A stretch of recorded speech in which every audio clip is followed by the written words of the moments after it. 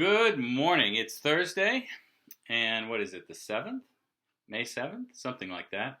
And today we're talking about the challenges in evaluating Reagan. It's sort of bad Reagan day. So I just posted the other two videos from the last 2 days. They're not that long. It's like, 8 minutes and then 3 minutes. It'll take no time at all. The software didn't tag it appropriately for the last two, so I had to go in and reset some of the settings. It should work now. But that means that 3 videos got loaded today. Take the weekend. Hopefully you watched the other 2 and got to this one. You received a document in an email this week that came to both you and your parents, or whatever's on file that the district has on file. I've also posted it on Schoology. If for some reason you didn't get the email, you can go to Schoology, and it's posted there.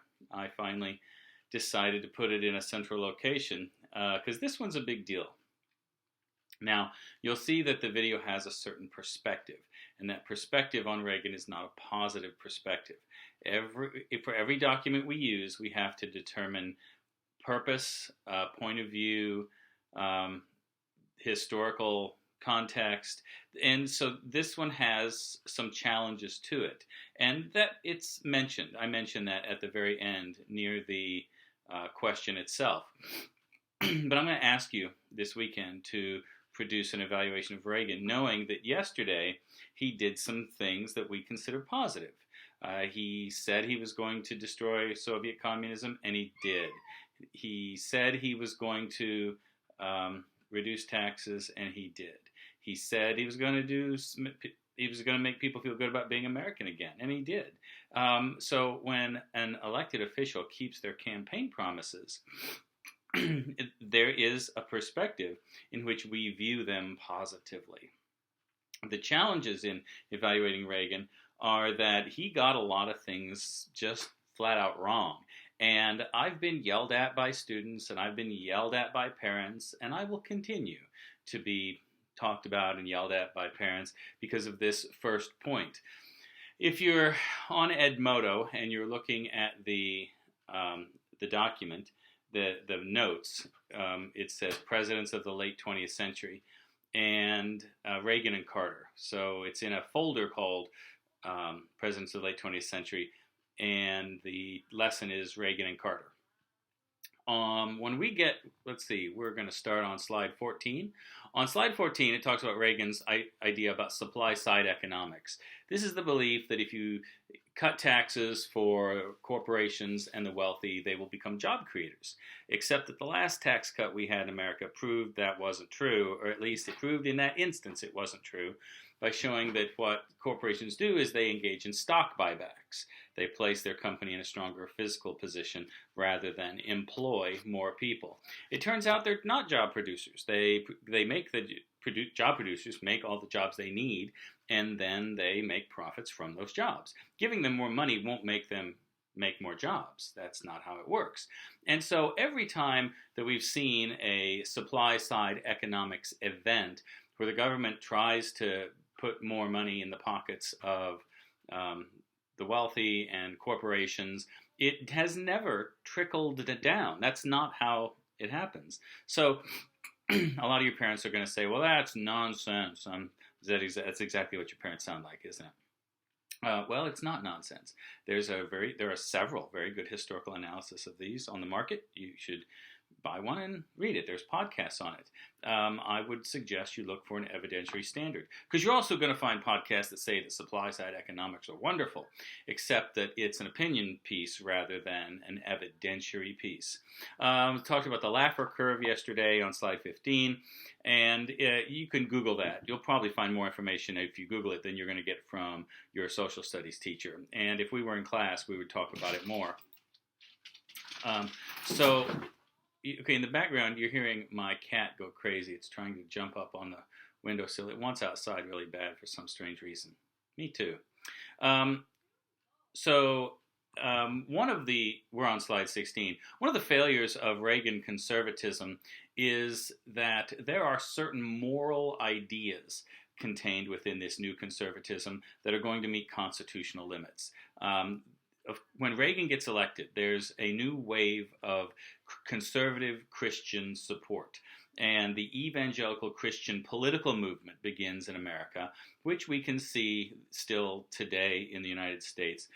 And Planned Parenthood v. Casey is a court case that granted equal protection and the right to privacy for minors who were going to have an abortion. And the question was, can the government force a pregnant woman to get consent of the husband before having an abortion? And this is a touchy subject, and I'm glad we're not in class where people would argue about it. I just know that there are certain constitutional limits that give women rights over their own choices and do not subordinate them to a man's choice in a manner that we might have seen under coverture, if you remember the first couple weeks of the curriculum.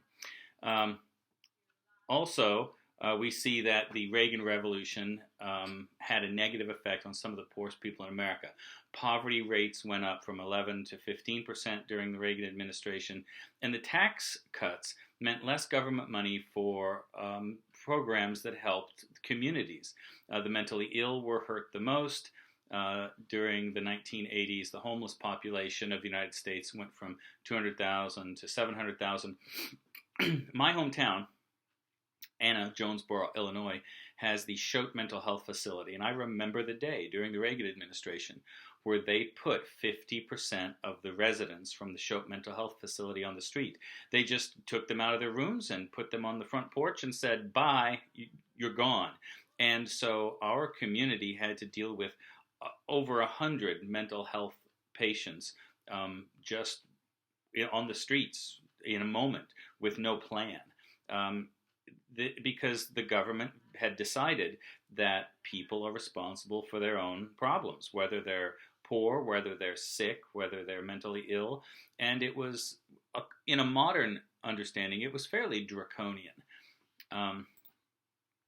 So moving on to slide 18, the Reagan administration also had a fairly negative response to the growth of the HIV epidemic in the United States.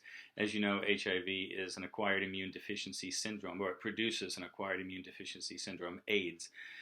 And in 1982, Reagan would not answer questions about the topic, wouldn't talk about it, and mocked reporters who tried to engage him about it. It took the death of 4,200 people until the Reagan administration finally admitted that HIV existed. And I hate to draw parallels, but history does often repeat itself. We saw from the conservative Reagan administration a lack of responsiveness, suggesting that individual people have individual problems that are none of the government's business, because that would require the government to spend money. And Reagan, of course, didn't want to spend the money on what he considered to be individual people's problems. We see much the same today, where the current administration was slow to respond to the current disease crisis, the current virus crisis. Anyway, Reagan's communication director, Pat Buchanan, said that AIDS was nature's revenge on gay men. When Reagan finally did first speak publicly about the issue of HIV and AIDS, 36,000 Americans had been diagnosed and over 20,800 men had died. So it's a thing. And the government's response to the AIDS crisis was shameful. A historical analysis suggests it was bad. So the Cold War comes to an end. That is true. And one of the reasons it did is that America outspent the Soviet Union. But one of the things that Reagan suggested was called the Star Wars Initiative.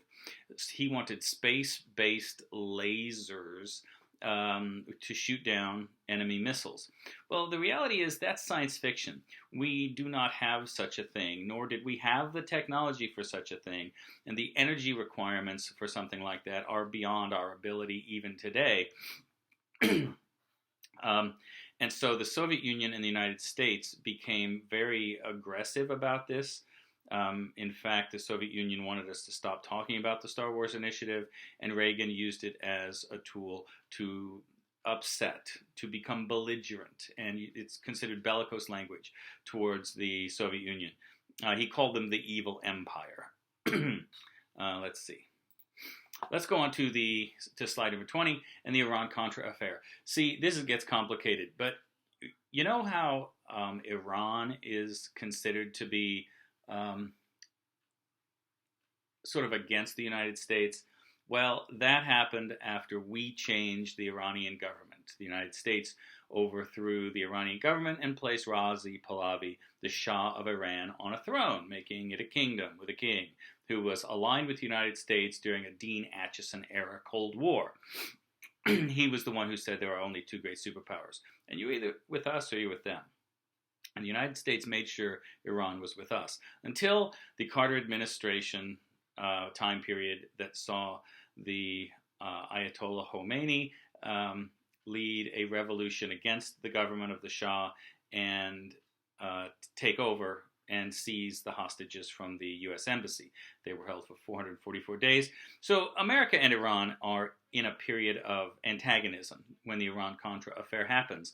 And Reagan, despite his language against the Iranian revolution, Reagan sells weapons to Iran. There's this unsuccessful effort to secure the release of 6 U.S. citizens held in Lebanon.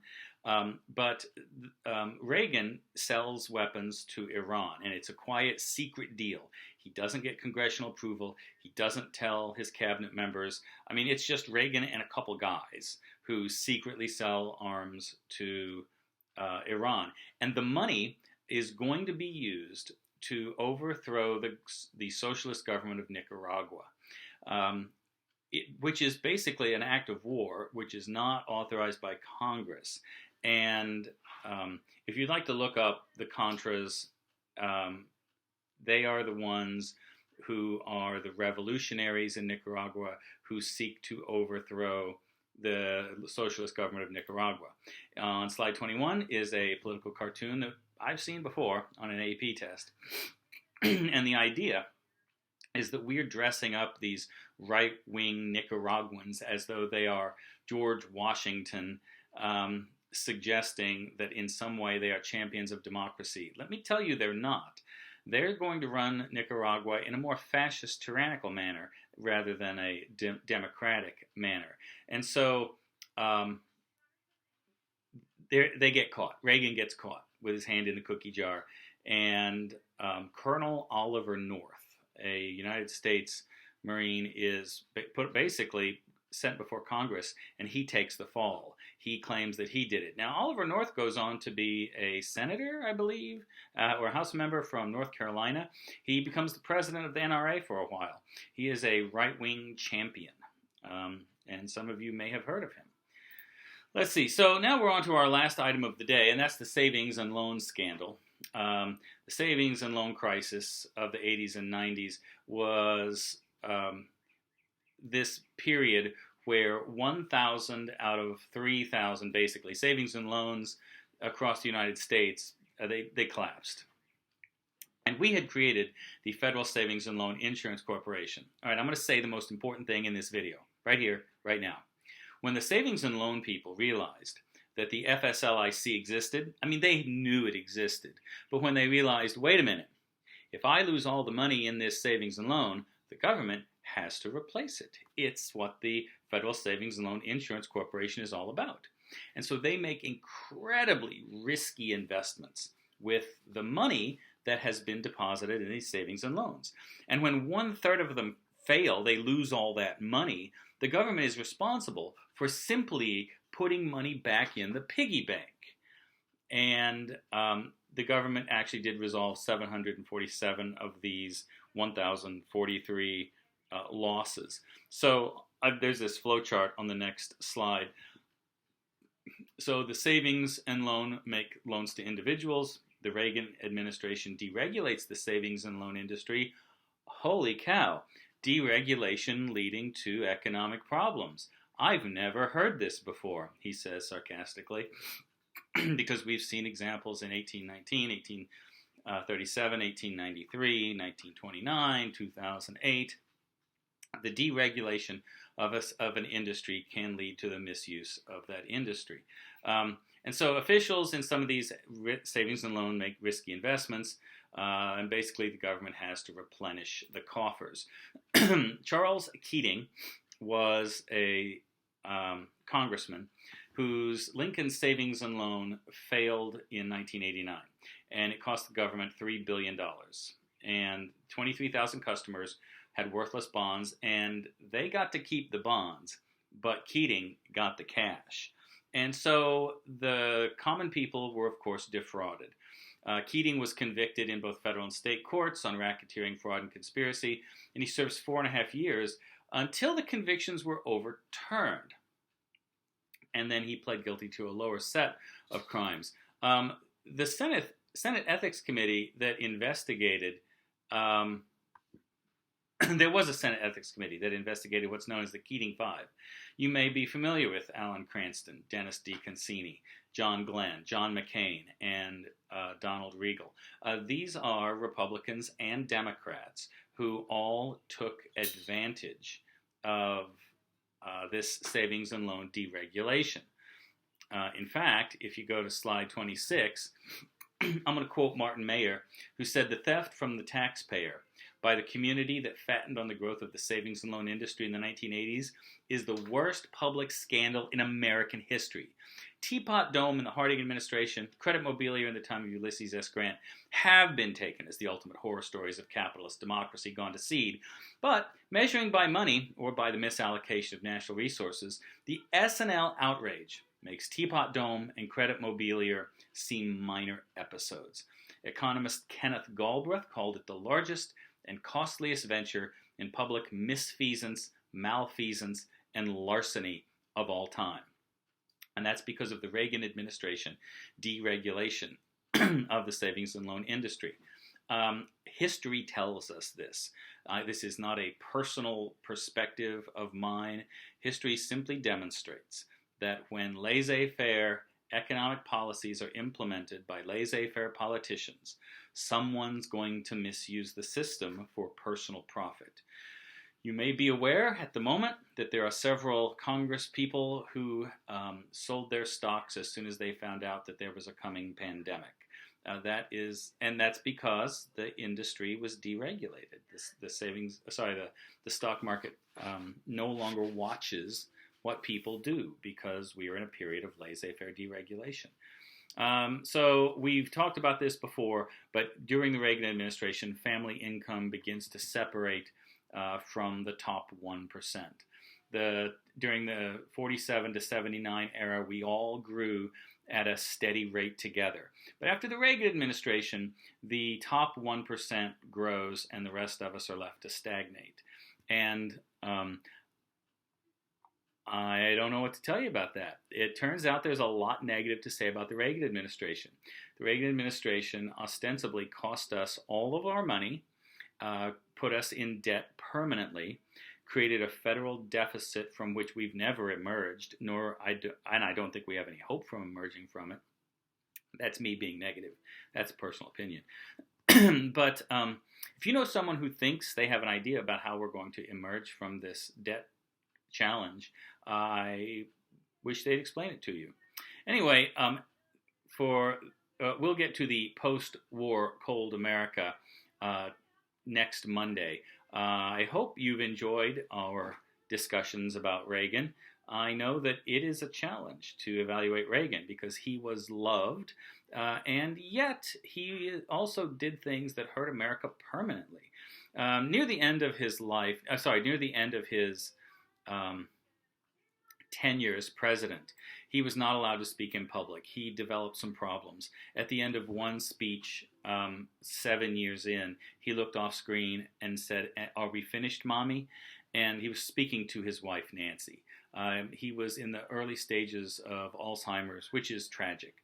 But he had a lot of cognitive disorders that did not allow him to function fully, and so he was kept out of the public eye during the last year of his presidency. If you've never been to the Reagan National Library in Simi Valley, I highly encourage it. It is the best presidential library I've been to. It's simply magnificent. They put Air Force One on a concrete platform. then built the entire Reagan library around it. It's really cool. Anyway, it's got an excellent historical analysis of Reagan, as do all presidential libraries. So I hope you enjoy your weekend. I know that I'm going to spend time outside today. Good luck in the near future.